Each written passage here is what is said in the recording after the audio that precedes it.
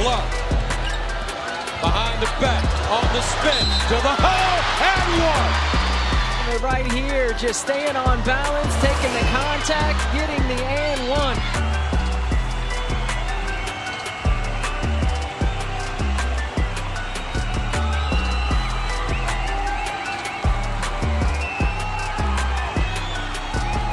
Caitlyn Clark, the Indiana Fever's sensational guard, is set to showcase her skills on a different kind of court. Fresh off her near-unanimous WNBA Rookie of the Year win, Clark is trading her basketball for golf clubs as she prepares to participate in the LPGA's upcoming Pro-Am event, the Annika, this November.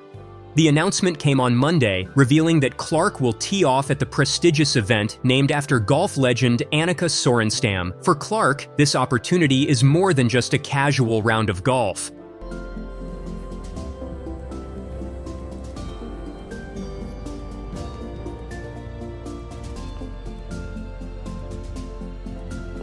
I feel like I'm like Tiger Woods, that's what it feels like. But then you go to the next hole and you get humbled instantly, so. I love golf, so the opportunity to play in the Pro-Am for a tournament with a legend like Annika Sorenstam's name on it is so exciting, Clark said. Gainbridge is a leader in supporting women's sports, and that's clear through their commitment to me, this event, Billie Jean King, and Parity Week. I'm looking forward to seeing all the LPGA players on the driving range, being part of the Women's Leadership Summit, and of course, teeing it up in the Pro-Am with Annika. Mark your calendars for Wednesday, November 13th, when Clark will participate in the Annika's Pro-Am event. The official tournament kicks off the following day, but that's not all. Clark is also slated to be a panelist at the Women's Leadership Summit on Tuesday, November 12th, further cementing her role as a multi-sport influencer. Not really. Clark has already tried her hand at Pro-Am events. She played in the 2023 John Deere Classic Pro-Am alongside U.S. Ryder Cup captain Zach Johnson and 3 other amateur players.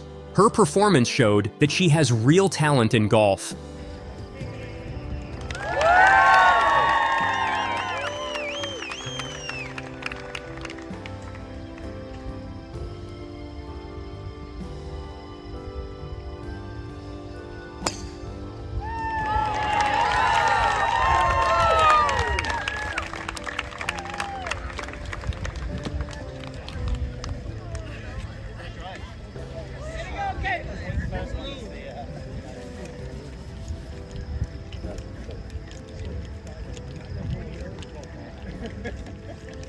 At the John Deere Classic Pro-Am, Clark and her team impressively finished at -5 for the day. Her strong drives were particularly noteworthy, contributing significantly to the team's under-par finish. This performance suggests that Clark's athletic abilities translate well from the hardwood to the fairway. Clark's trophy case is getting crowded. Her WNBA Rookie of the Year award caps off a historic rookie season that saw her lead the Indiana Fever to their first playoff appearance since 2016. She also finished 4th in MVP voting, an extraordinary feat for a rookie. But Clark's success isn't limited to her professional career. Her college achievements are equally impressive. At the University of Iowa, she was a 2-time AP Player of the Year, 2-time Naismith College Player of the Year, 3-time Big Ten Player of the Year, and 3-time Nancy Lieberman Award winner. Did we mention she finished her career as the NCAA's D1 all-time leading scorer? She also holds the record for most three-pointers in a career and in a single season. Clark's transition from basketball to golf isn't entirely surprising. After the Fever's playoff elimination on September 25th, Clark made her intentions clear. Let's see what Clark said before. Too far down the line. I don't know what I'm gonna do tomorrow. I don't know what I'm gonna do the next day. So maybe play some golf. I think that's what I'm gonna do until it gets too cold in Indiana. So I got that, I'll become a professional golfer. While her statement was likely made in jest, the Annika Pro-Am will give Clark a genuine opportunity to test her mettle against some of golf's finest. It's a chance for her to show the LPGA whether she can truly compete with the pros, even if just for a day. As Clark continues to break barriers and excel in multiple arenas, her participation in the Annika Pro-Am serves as another testament to her versatility and star power. Whether she's sinking three-pointers or driving down the fairway, Caitlyn Clark continues to captivate sports fans across disciplines. The sporting world will be watching closely as Clark takes on this new challenge. Will her basketball prowess translate to golf success? Only time will tell, but one thing's for certain. Caitlyn Clark is proving that her talents extend far beyond the basketball court.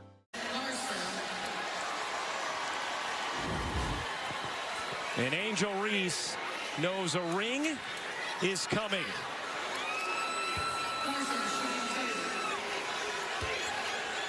The rivalry between Caitlyn Clark and Angel Reese is definitely one of the hottest topics in the WNBA right now.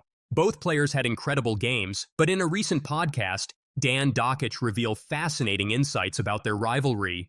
He said, "You know, it is amazing, and this is the stuff that we talked about basically all summer long. It is amazing the impact that Caitlyn Clark has. I'm not throwing Angel Reese in there, but others do. And that's a good thing. But Caitlyn Clark has literally carried the sport on her back all summer long. Caitlyn Clark was the gift." Many fans agree with Dan's words. Caitlyn Clark had been amazing this summer and really had been the star of the sport. It's impressive to see how much she's contributed. The Indiana Fever Rookie's arrival in the WNBA had signaled a new era for the league. Combined with the Angel Reese rivalry, not only did women's basketball change on a professional level, but also a college level. However, as recent numbers show, these former NCAA superstars have affected men's college basketball as well. Dan Dockich, in his latest Don't At Me episode, revisits a Fox News Digital article in conversation with two of the top men's recruits in college basketball this year. Let's see what Dan said. No, Caitlyn Clark's game resonated. Caitlyn Clark's rivalry with Reese resonated. It resonated with me, which means it resonates with men. Their competition inspires many and connects with a wide audience, including strong men. Let's see what Carrie Champion said about Clark and Reese rivalry. The story of Caitlyn Clark and Angel Reese, the rivalry, which really isn't a bad rivalry or a true rivalry on the court, is a good thing. The rivalry between Caitlyn Clark and Angel Reese might not be super intense, but it's still a great storyline for the game. It adds excitement and keeps fans engaged. Dan said, I digress. It also resonated apparently with a couple of college basketball's #1 recruits, Dylan Harper and Ace Bradley, two of whom. It's exciting to see that Caitlyn Clark's story is resonating with top recruits like Dylan Harper and Ace Bradley. Their decision to head to Rutgers shows how impactful her game had been. It just goes to show how inspiring she is for the next generation of players. Harper, the #2 nationally ranked recruit in the class of 2024, told Fox how he thinks all players are at the end of the day the same, presumably because of their love for basketball. Fox writer Jackson Thompson also mentions how the NCAA women's final had 18.9 million viewers, while the men had 14.8 million. The younger son of former player Ron Harper, Dylan also revealed how he had always followed women's basketball to a degree because his mom coached teams. Meanwhile, Bailey, the #3 ranked recruit, told the news network that Reese and Clark were what made him follow women's basketball. But if he gets the chance to talk to either of them, who would he choose? I would probably talk to Angel Reese, her competitiveness for sure. What keeps her driving? Dan said. FYI, the women's basketball tournament had 18.9 million viewers, while the men had 14.8 viewers. Ride or die with Caitlyn Clark, baby. While many believe, including Dan Dockich, that CC has carried women's basketball on her shoulders these last few years, her rivalry with Angel Reese is also what has made it more interesting. But the former basketball pro also believes that the WNBA was not ready for this boom. Well, let's see what Clark said about Reese. I don't think I've ever been her teammate before with even a USA basketball or anything like that. So I know people are going to be really excited about it, but I hope it doesn't take away from everybody else. Like, this is a huge accomplishment for everybody on Team USA and everybody on Team WNBA. Like, they all deserve the same praise. Like, I don't want it to take away from any of that and just be the focal point of All-Star Weekend, because that's not fair to them. And, you know, obviously this is something that's really hard to accomplish. So the best we can celebrate all of them will be great. And just going to obviously soak in the experience, because you never know if you're ever going to be able to get back there. And it'll be fun for all of us. She is amazing and respectful. How could we not support her? No matter what critics said, let's see Clark record breaking performance. Corrals it, veers into space. Here's Clark. Clark looking to take it around Lloyd. Clark bodies in and finishes.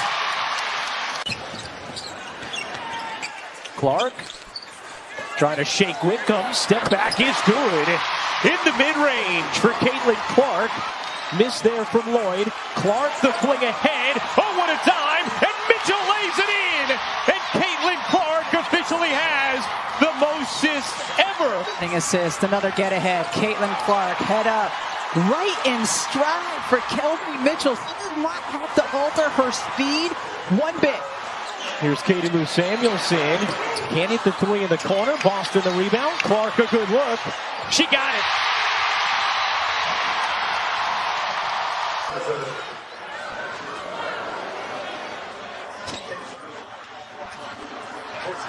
You had this tornado hit, and you weren't ready, says Dan Dockich on Caitlyn Clark.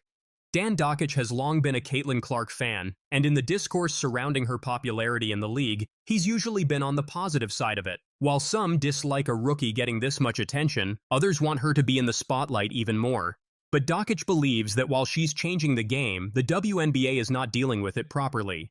Let's see what Dan said in response to her haters. Only should you have known that Caitlyn Clark was going to be a star, you should have prepared for it. You should have said, look, this is what is getting ready to happen.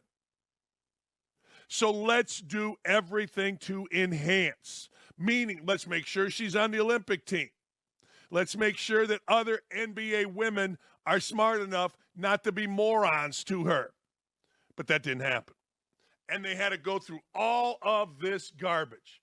I mean, all of this crap, and Kathy Engelbert didn't understand it. Dan is right.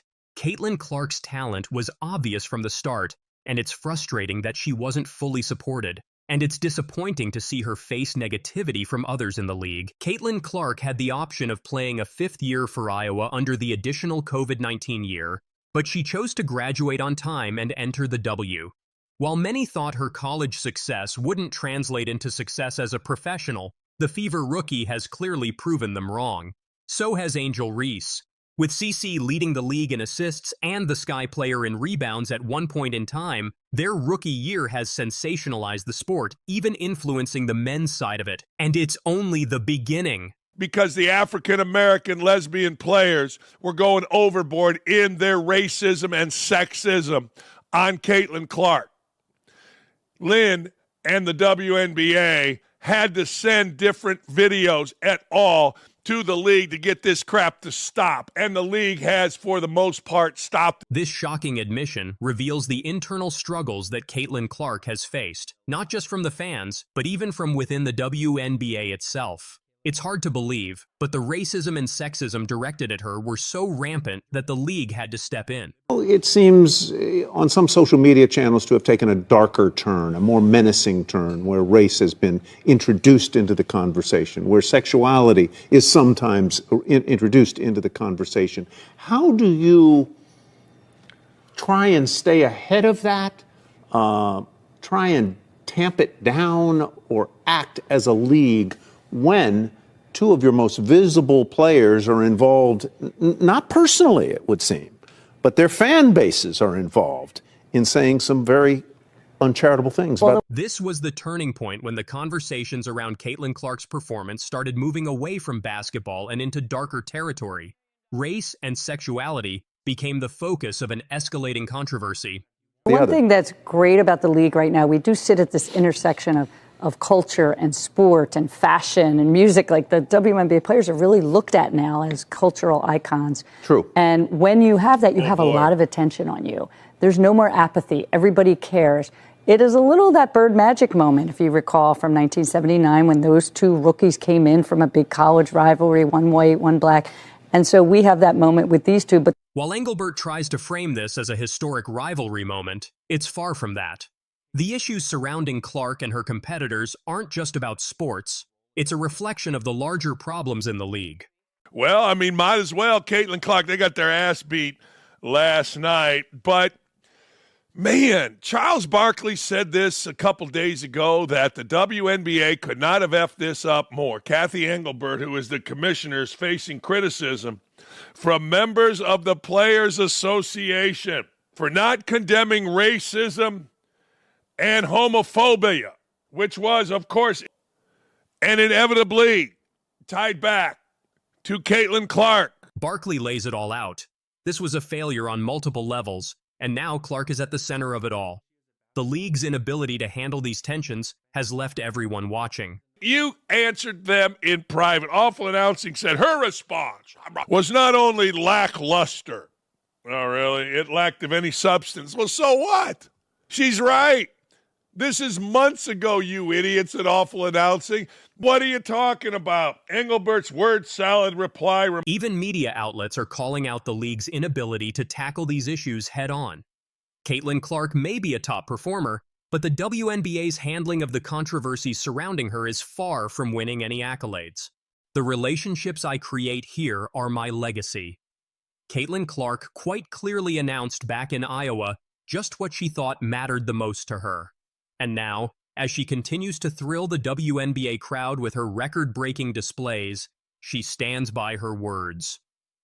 When the generational talent was drafted as the first overall pick this year, she was not the only one joining the league after shining for the Hawkeyes. Kate Martin was another Iowa alum who entered the big stage, joining the Las Vegas Aces.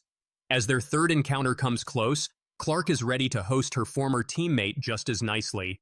In her recent media availability, the Fever guard talked about welcoming Kate Martin to Indianapolis.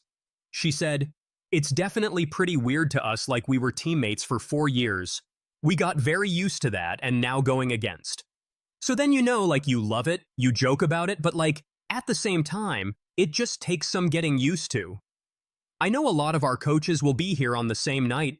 Looks like a fun thing for all of them to be able to do too, and sharing that memory and that joy with us. But I'm just super proud of her and happy for her." The 22-year-old guard also hinted towards her former Iowa head coach, Lisa Bluder, making an attendance when Fever will lock horns with the Aces on Wednesday. Both of the WNBA rookies played 4 years together with Bluder at the helm and led the Hawkeyes to back-to-back NCAA finals. When the duo bid adieu to their alma mater, the 63-year-old also decided to step down from the coaching role. While Caitlyn Clark has definitely been the talk of the town with her exceptional rookie season, her best friend Martin is yet to have a firm grip with Aces. Nevertheless, she has always found her college best friend acknowledging her and their friendship. The friendship between the opponent rookies, back in May, the former college teammates faced for the very first time in W.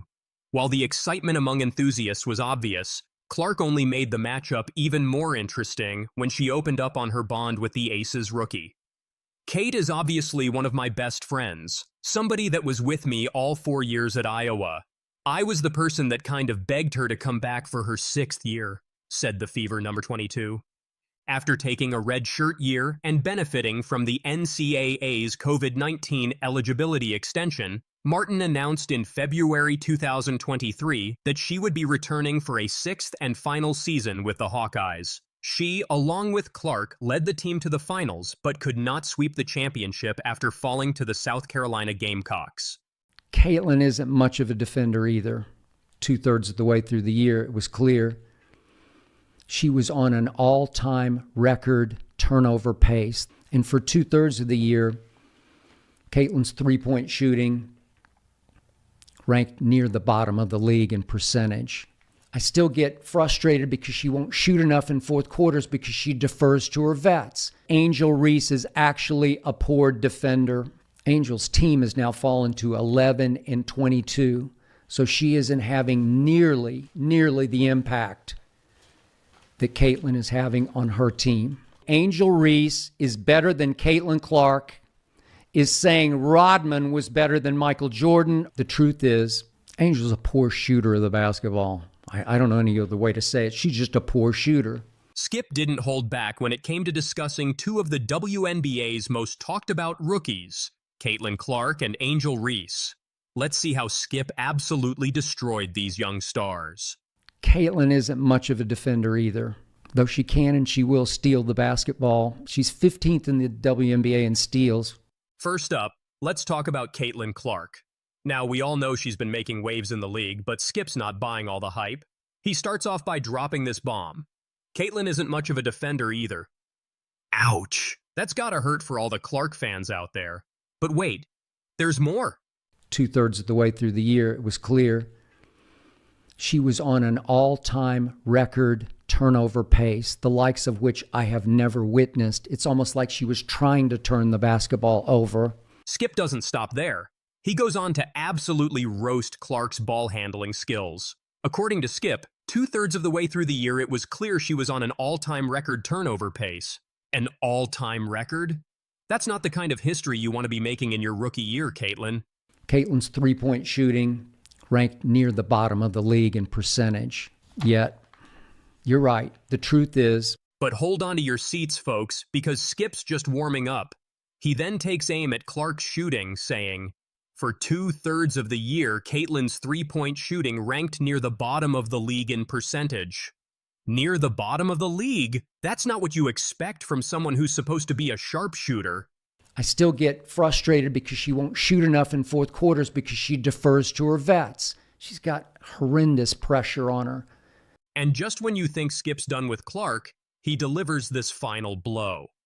I still get frustrated because she won't shoot enough in fourth quarters because she defers to her vets.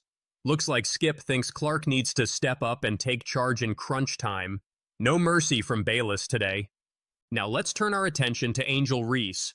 If you thought Skip was harsh on Clark, wait till you hear what he had to say about Reese. Angel Reese is actually a poor defender, Brittany.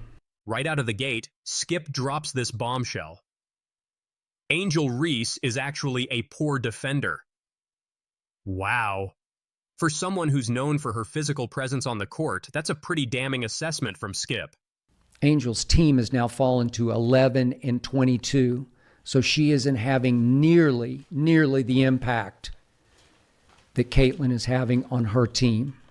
But Skip's just getting started. He goes on to question Reese's impact on her team, stating, Angel's team has now fallen to 11-22, so she isn't having nearly the impact that Caitlyn is having on her team.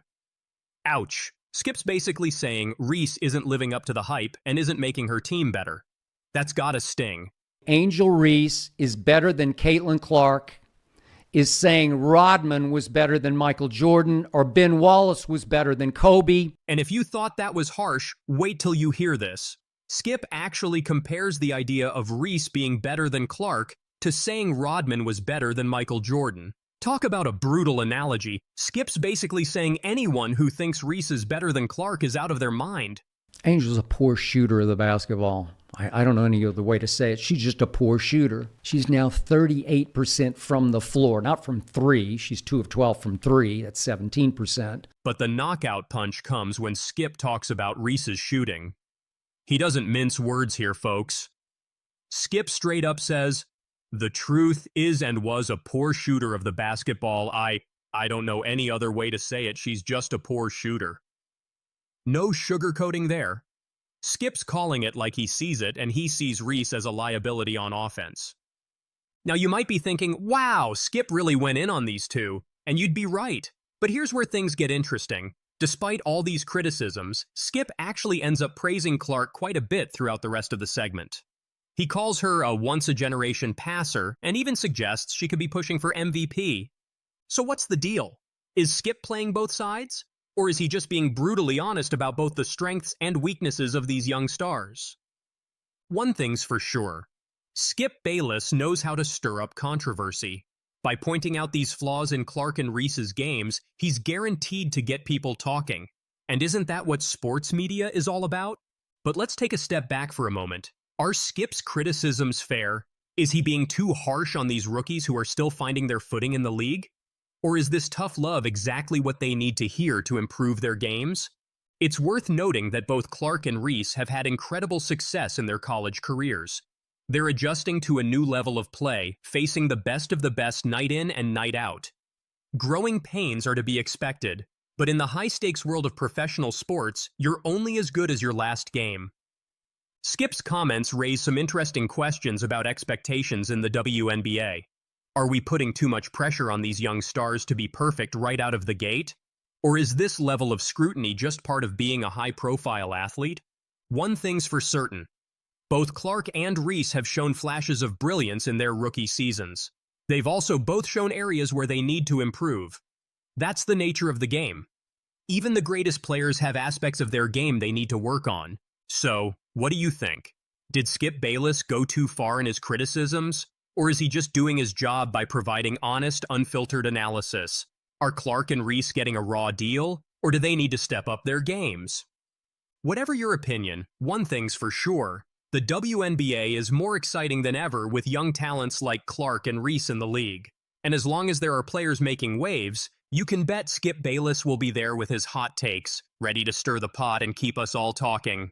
Caitlyn Clark's second triple-double also makes her the third player in WNBA history to finish a game with 20-plus points, 10-plus rebounds, 10-plus assists, 3-plus STL. This tweet alone shows how Caitlyn Clark continues to make history. In tonight's game, she once again showcased why she's one of the most dynamic rookies the league has ever seen. If an argument for Caitlyn Clark as the MVP had to be made, there are undeniable factors supporting it. Indiana Fever has gone from winning a dozen games last season to 18-16, improved to a 500 and are real playoff contenders. Meanwhile, Clark's picking up 3-point and assist records as a great passer and helping her team. So when the star rookie recorded her second career triple-double tonight, she aided Aaliyah Boston in making history herself. Not to be underscored, Boston had an impressive outing that puts her in league with WNBA titans like Lisa Leslie and Brittany Griner.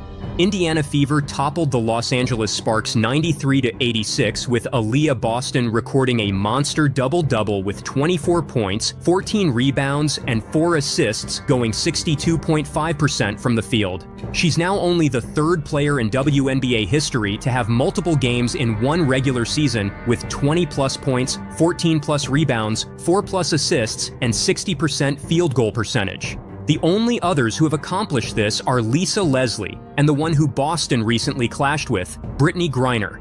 Caitlyn Clark notched the second triple-double of her career, 24 points, 10 assists, 10 rebounds in this game. She's the only rookie to do it twice in the league. She also made 4 threes and had 3 steals.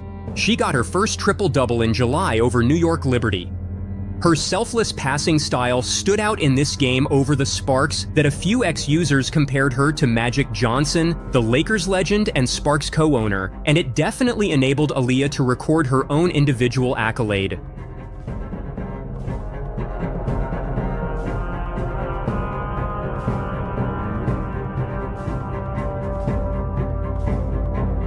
Or Timmy Finlay not shooting the three that easily or that comfortably. I don't know if that's comfortable, but it's nice by Caitlyn Clark. The buzz and attention surrounding Caitlyn Clark's game are unlike anything seen in the league until now.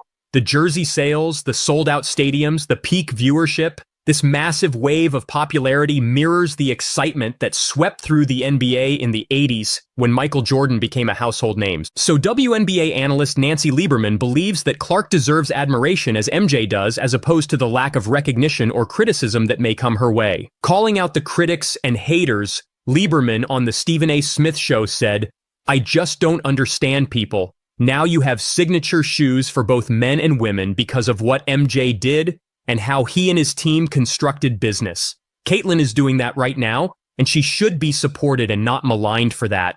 Lieberman's claims about Clark's influence are understandable when we bring Clark's $28 million Nike deal, which is the most lucrative shoe deal in WNBA history. Clark is soon expected to receive her own signature shoe as well. Jordan's wasn't quite hushed itself. 5-year, $2.5 million deal, 3 times that of any other deal in the league. Thus drawing parallels, Lieberman continues on to say that it is jealousy that is driving the lack of support toward Caitlyn Clark as previously observed towards other notable players like Jordan or Tiger Woods. It's not a Caitlyn thing, it's a people thing. I mean, people were so jealous of Michael Jordan back in 1984.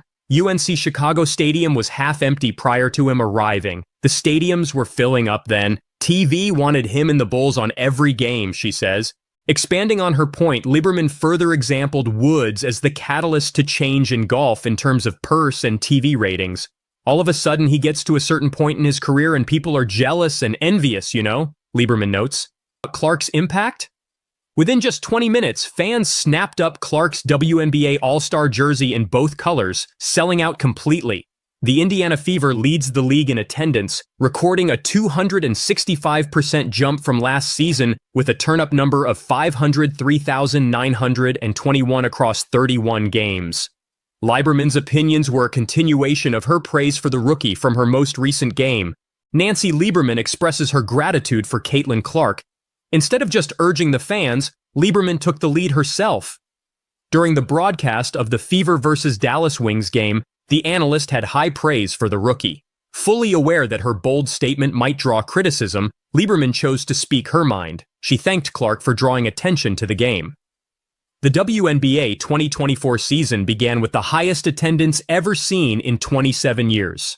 The continuous rise in viewership backs the claim, with the games averaging 1.32 million viewers in the first month, nearly triple last year's average. Fans voting for the All-Star has been the highest this year. What Caitlyn Clark has done for the game is generational. As a baller to a baller, I just want to say thank you to you, Caitlyn Clark, for just lifting our game up, Lieberman said. And she isn't the first one to think so. She added, "You and so many great players, but what you're doing, you're going to make all these women multi-millionaires one day like Tiger did, like Michael Jordan did. And we shouldn't hate on her. We should celebrate her, not tolerate her."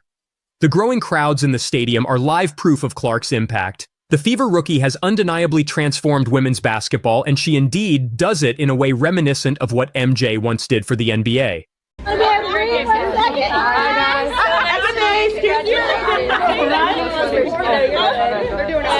Congratulations. Thank you.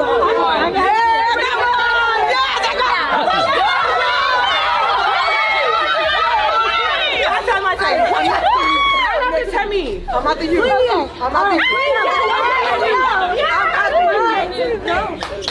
text me. I'll post it tonight.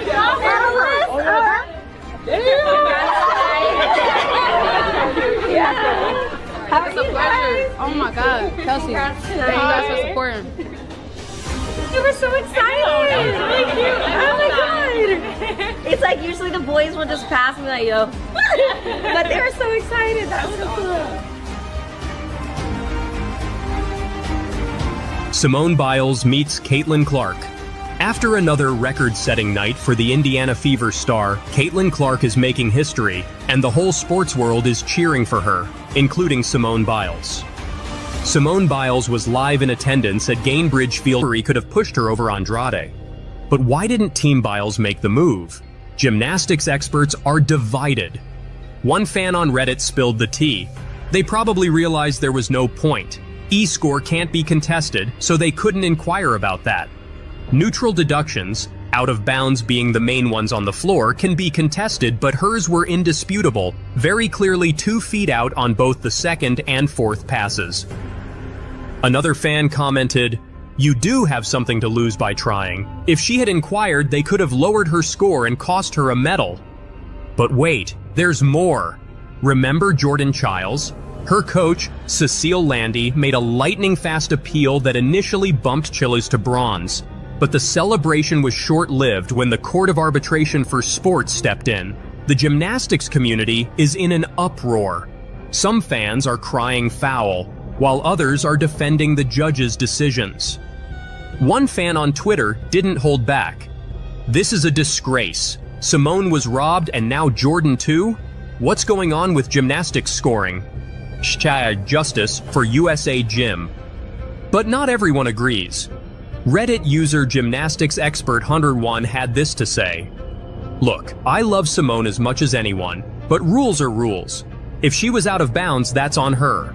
We can't just hand out medals based on reputation." On Reddit, user Artar Gymnastics sparked a heated debate with this emotional post. Is anyone else struggling with Simone getting a silver on the floor? Wag. I am probably being dramatic, and I am no way trying to take away from Rebecca, but I am having a really hard time accepting Simone got silver on floor. I've had a decent cry over it, and mainly because I so wanted her to finish the Olympics with that floor gold and to continue her winning streak on the floor. I was devastated after beam, but even more so after floor. I keep thinking, what if this is it? That was her last competition routine ever? I still don't think it was scored accurately, even with the 2 out of bounds, but nothing can be done about it now. I'm proud of her pushing through the pain of her calf, and I understand she probably couldn't stick her landings due to this. It doesn't seem to have bothered Simone, yet here I am, a mess. My friends don't understand and think it's a bit odd a 34-year-old is this invested, so I am turning to the gym community for support.